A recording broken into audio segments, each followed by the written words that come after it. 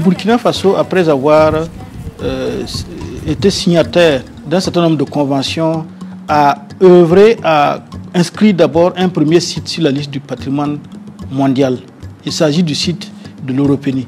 Après l'Europénie, alors le Burkina a également entamé une opération d'inventaire d'un certain nombre de sites culturels. Et cette liste a été organisée et structurée pour permettre justement d'avoir une liste indicative sur laquelle figure Tchébélé.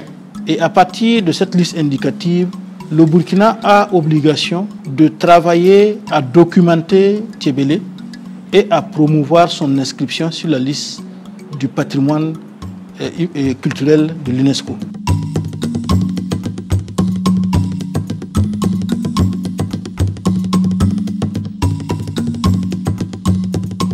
C'est une architecture de terre construite par les hommes, mais décorée par les femmes.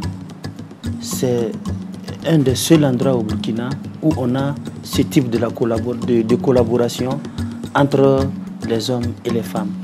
Le palais royal est en même temps un site d'habitation, mais un site de défense, de sorte que tout étranger ne peut pas y accéder et commettre des dégâts parce que la population se sent protégée à l'intérieur de ce palais. Tchébélé a été considéré comme un site majeur.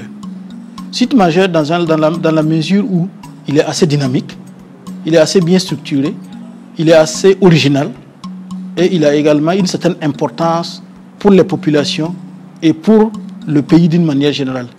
Donc à partir de ces considérations, il y a eu un certain nombre de réalisations, d'investissements qui ont été opérés sur le site afin de le promouvoir au plan national et international.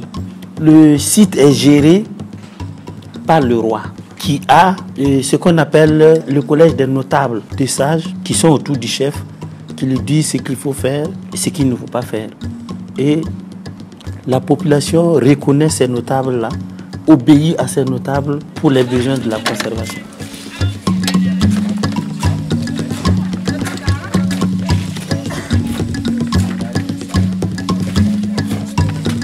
Les constructions sont en argile et les femmes parcourent l'environnement pour prélever toutes les essences nécessaires pour fabriquer des colorants et décorer les murs.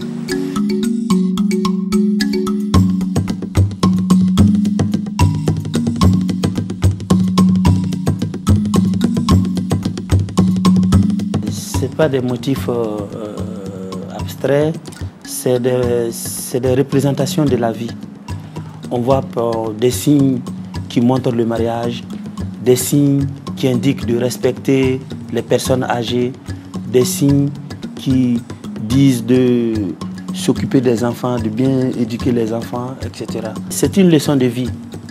À travers les différents motifs représentés,